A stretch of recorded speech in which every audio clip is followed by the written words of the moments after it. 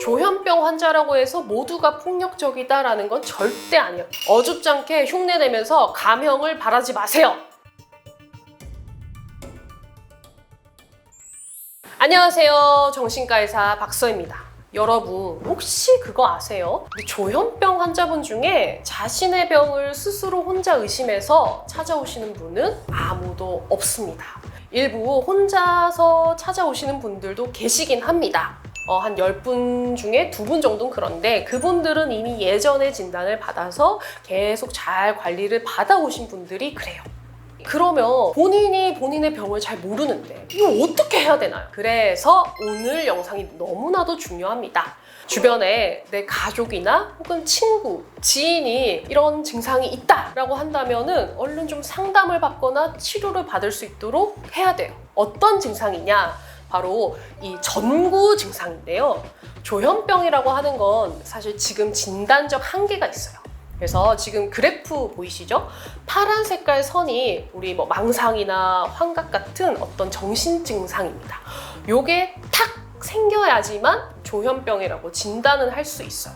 그렇지만 실제로는 이미 조현병은 그 전부터 서서히 진행되어 오고 있었어요. 우리 코로나를 한번 예를 들어볼게요. 막 열도 나고 기침도 나고 목도 따갑고 코로나인 것 같아서 막 간이 검사 계속 하는데 음성 나오는 거예요. 이상하다 이러다 갑자기 양성이 딱 나오면 그때서야 코로나 확진입니다 라고 하지만 이미 그 전부터 걸려 있었죠. 똑같은 겁니다.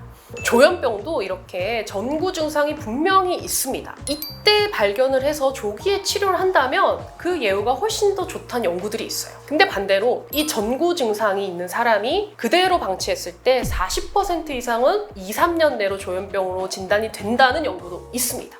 그래서 지금부터 조현병을 진단받기 전에 나타날 수 있는 전구 증상들에는 어떤 게 있는지를 알려드릴게요. 귀 쫑긋하고 들어보세요. 나나 혹은 내 친구가 이런 증상이 있는지 보시면 됩니다. 첫 번째, 감정의 변화 때문에 본인이 굉장히 불안해하거나 안절부절 못한다. 두 번째, 대인관계 폭이 굉장히 줄어들고 사람을 거의 만나지 않는다. 세 번째, 우울한 기분이 들면서 뭔가 기분 변화가 일어나고 예민해지고 화가 많아지고 짜증을 자주 낸다.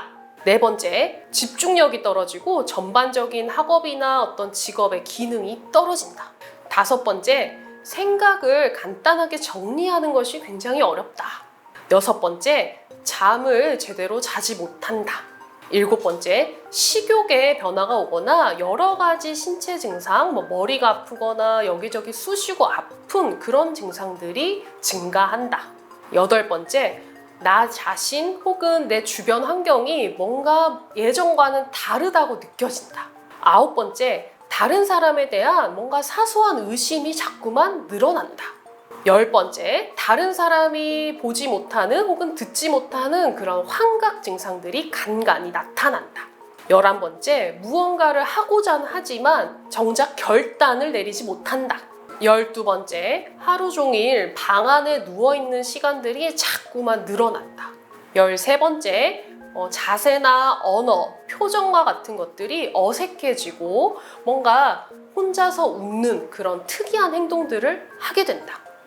14번째, 글 쓰거나 그림을 그리거나 옷 갈아입는 것과 같은 일상적인 행동들을 반복해서 계속 하게 된다.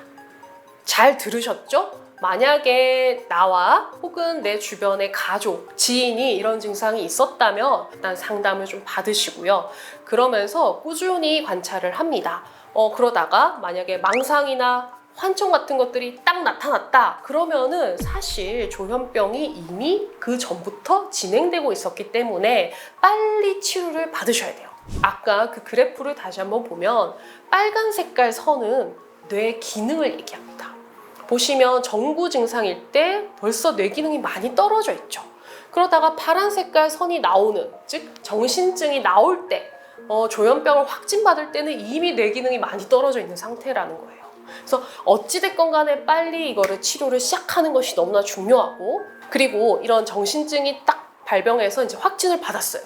그런데 약물 치료를 하지 않는 기간이 1달에서 3달 정도 넘어가면은 훨씬 더 예후가 좋지 않다 라는 연구들도 많이 있으니까 어찌됐건 빨리 발견해서 빨리 치료를 받아야 한다는 것을 꼭 한번 더 강조드립니다. 자, 그러면 여기서 잠깐 퀴즈 해볼게요. 조현병은 약물 치료가 필수적이다. OX, 빰! 바로 O입니다. 약물 치료 너무나도 중요해요. 현재까지 개발된 여러 가지 치료법 중에서 약물 치료만큼 효과적이고 필수적인 것은 없습니다. 특히나 이런 양성 증상, 아까 망상이나 환청 같은 것들은 이 약물 치료를 하게 되면은 보통 한 달 내에 60% 이상은 다 좋아지거든요. 문제는 그런 증상 없는데요? 이러고는 약을 끊어버리시는 분들이 계세요. 그러면 안 돼요. 왜냐하면 약물을 끊었을 때 다시 재발할 확률이 80%나 되기 때문입니다. 그러니까 내가 망상이나 이런 양성 증상이 없더라도 꾸준히 약물 치료를 받아야 한다. 꼭 명심하셨으면 좋겠어요. 그리고 하나 더. 약물 치료가 필수적이긴 하지만 이게 전부는 아닙니다. 양성 증상은 약으로 효과가 좋지만 음성 증상, 대인관계라든지 우울하다든지 이런 것들은 사실 약으로 크게 효과가 없어요. 그래서 이런 경우에는 인지 재활 치료, 그러니까 납병원처럼 낮에 가서 같이 활동하는 것도 배우고 사회 기술도 습득하는 이런 활동들을 계속 꾸준히 해줘야 되고요. 또 가장 중요한 게 병에 대한 인식이거든요. 아까 앞서 말씀드렸지만 조현병 환자분들 대부분은 내가 병이 아니라고 생각해요. 그래서 약물도 계속 복용하지 않으려고 합니다. 이런 것들을 사전에 예방하기 위해서는 꾸준하게 계속 의사와 교류하면서 약을 왜 드셔야 되는지를 계속 교육할 필요가 있어요. 자, 두 번째 퀴즈 갈게요. 조현병은 완치가 가능하다. OX, 빠밤. 둘 다일 수 있습니다. 또 뭔 소린가 싶으실 텐데요. 뾰족뾰족한 그래프 보이시죠? 이게 이제 조현병의 경과를 나타내는 그래프예요. 보시면 이게 한 번만 딱 정신 증상이 있다가 완전히 없어지는, 이게 바로 완치인데 이런 분들도 계십니다. 그런데 46% 이상의 대부분은 그대로 두면 점점 재발을 하면서 악화가 돼요. 때문에 어떤 분은 완치, 어떤 분은 불치인 거죠. 그러면 완치될 확률을 높이려면 이거 계속 얘기하잖아. 빨리 발견해서 빨리 약물 치료를 해야 되고 꾸준하게 해야 돼요. 자, 그러니까 혹시라도요, 뭔가 우리 가족 중에 조현병을 최근에 진단받으신 분이 있다면 너무 좌절하지 마세요. 꾸준하게 치료 잘 받으면 충분히 완치도 가능하고 일상생활을 할 수도 있어요. 제 환자분 중에는 이런 분도 계셨어요. 환청은 한 번씩 들리긴 하지만 본인이 그걸 환청이라는 것도 알고 약도 꾸준히 드시면서 편의점을 이렇게 운영하시는 그런 분도 계셨어요. 그러니까 절대 중요한 것은 희망을 잃지 마시고 꾸준하게 치료받으시는 것이 중요하다 말씀드리고 싶어요. 세 번째, 조현병 환자는 모두 다 폭력적이다. OX, 따단. 또 이걸 들었네. O일 수도 있고 X일 수도 있어요. 이게 무슨 말이냐? 사실 이게 요즘에 가장 큰 이슈가 되고 있는 문제이기도 합니다. 제가 단언컨대 조현병 환자라고 해서 모두가 폭력적이다라는 건 절대 아니에요. 그건 정말 아니에요. 그런데 치료를 제대로 받지 않은 환자분들은 폭력적일 수 있습니다. 망상, 특히 피해 망상이 많기 때문에 제 환자분 중에도 이런 분 계셔요. 2주 전에 입원하신 분인데 혼자 이제 약을 갑자기 끊어버리신 거야. 한 달 동안 약을 먹지 않아서 피해 망상이 재발을 하셨어요. 집에 도둑놈이 막 자기를 해치러 온다고 생각하시고 이제 문을 걸어 잠그고 가족들이 와도 열어주지 않으시는 거예요. 그러다가 가족이 이렇게 억지로 들어가려고 하니까 막 칼을 들고 위협하는 굉장히 위험한 상황까지 있었습니다. 다행히 그분은 별탈 없이 설득이 돼서 입원하셨고요. 입원하신 날 약을 투여를 받고 이틀 만에 바로 망상이 없어졌어요. 본인이 더 편안해 하시고 지금 병원 생활 너무 잘 하고 계시거든요. 그래서 저는 이렇게 말씀드리고 싶어요. 치료받지 않은 환자는 위험할 수 있습니다.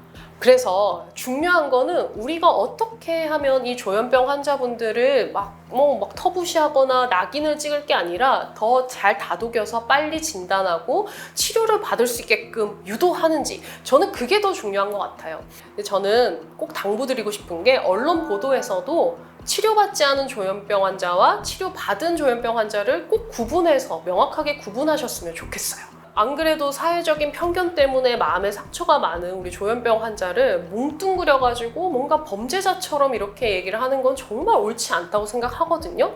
괜히 사회적인 편견만 더 만들어지고, 그렇다고 해서 그러면은 조현병 환자는 뭐 괜찮다 이렇게 다 마음 놓고 있어서도 안 됩니다. 그러다가 누군가가 정말 크게 또 다칠 수가 있잖아요. 그러니까 치료를 받을 수 있도록 유도하고, 치료받지 않은 조현병 환자가 그렇게 폭력적이다라는 것을 좀 명확하게 구분해 주시길 바랍니다. 자, 마지막 퀴즈. 조현병 환자는 모두 다 심신미약이다. OX, BX입니다. 자, 이거 진짜 요즘 문제인데요. 절대 그렇지 않습니다. 심신미약이라고 하는 거는 말 그대로 뭔가 이 정신질환 때문에 내가 옳고 그름도 판단하지 못하고 현실과 비현실을 구별하지 못할 정도가 되면은 그때는 심실, 상실 혹은 미약이라고 하는 거예요. 조현병 환자 아까 예후 너무 다 달랐죠? 그리고 대부분의 조현병 환자분들은 그 정도 아니에요. 그렇기 때문에 그런 경우에는 심신건재라고 합니다.